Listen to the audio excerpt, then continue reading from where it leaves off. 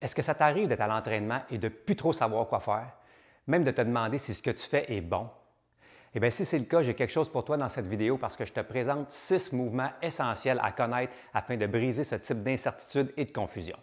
Je m'appelle Vincent Larrivée d'Actif de Nature et tu sais, quand on s'entraîne régulièrement et qu'on y met du temps et des efforts, bien, on s'attend à des bénéfices et des résultats et ça, c'est tout à fait normal et légitime.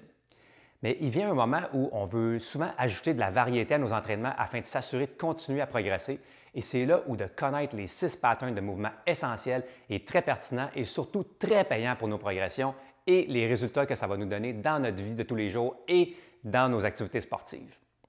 Ces 6 mouvements-là sont le squat, le lunge, le mouvement de se pencher ou le bend pattern, le mouvement de pousser, de tirer et finalement le mouvement de tourner. C'est important de réaliser et de se rappeler que tous nos gestes sportifs et tous les mouvements qu'on fait dans la vie quotidienne reposent sur notre efficacité et notre capacité à réaliser ces 6 patterns de mouvements de base-là. On a juste à penser, par exemple, à un golfeur.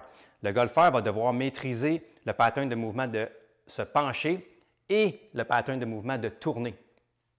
Si on est un joueur de tennis et qu'on fait un coup droit, bien, dans le coup droit, il va y avoir un mouvement de rotation et de poussée.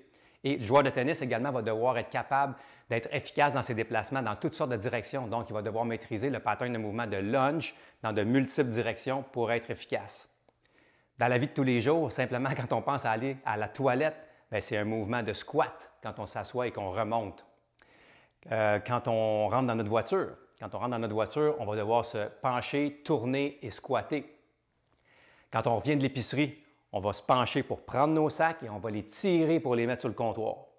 Donc, c'est tous des exemples de l'importance de maîtriser les 6 patterns de mouvement de base. Ces 6 mouvements essentiels-là devraient donc être le point de focus principal de ta séance d'entraînement.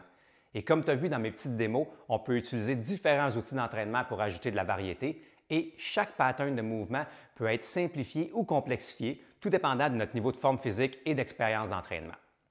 Bref, assure-toi de maîtriser, de pratiquer et d'entraîner ces patterns de mouvements-là.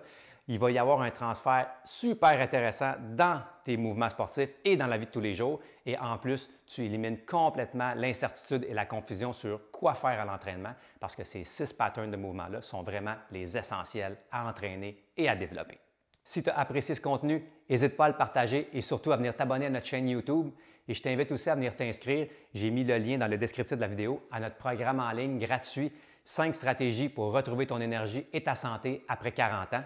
C'est un petit programme qui nous permet de générer de l'énergie parce que s'entraîner et dépenser de l'énergie, c'est important à une bonne santé, mais cultiver de l'énergie l'est tout autant. À la prochaine!